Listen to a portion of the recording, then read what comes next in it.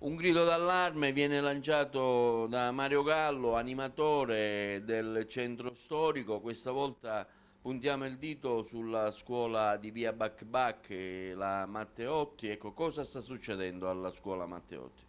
Allora, succede questo qua, che già da anni hanno spinto le persone a andare via i bambini, a mandare via i bambini su altre scuole, dicendo che questa scuola ormai era degradata, che non si poteva sistemare, quindi i genitori hanno spostato molti bambini su altre scuole. Ora i pochi bambini rimasti, perché lo sappiamo che sono rimasti pochi, ma non per colpa di un centro storico spopolato, anzi il centro storico si sta ripopolando, però facciamo di tutto per far andare via le persone e questo è un altro sistema.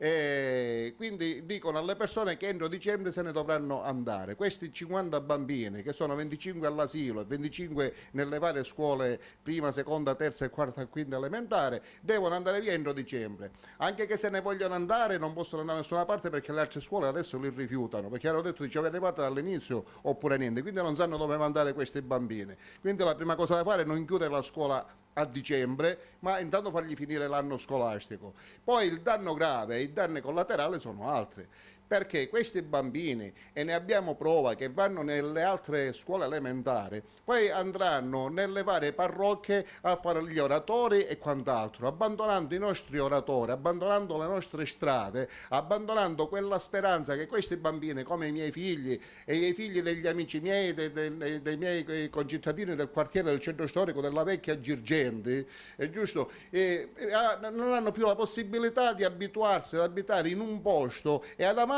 come lo amiamo noi, andando ad abitare verso altri quartieri, e così noi spopoliamo il centro storico. Le battaglie che abbiamo fatto con TVA per farlo ripopolare in questi 20 anni ci siamo riusciti, perché abbiamo un quartiere bellissimo, ripopolato e pieno di bambini che adesso gli viene preclusa la possibilità di andare nella loro scuola, una scuola elementare che esiste da 200 anni. Mia mamma, che adesso se fosse viva avrebbe 80 anni, andava lì alla scuola elementare e mi raccontava quanto era bella. Allora, facciamo un appello al primo cittadino della città. Cosa chiedete? Allora, noi chiediamo intanto che la scuola a dicembre non si chiuda, perché questi bambini non è che li possiamo mandare a casa a dicembre senza completare l'anno scolastico, e questo di qua mi sembra molto opportuno. Seconda cosa, che la finiscano di fare lavori perché siccome la stanno cedendo ad altre persone questa scuola e stanno facendo dei lavori con i bambini là dentro, la finiscono di lavorare là dentro con i bambini, disturbando le ore di lezione ma intossicandoli.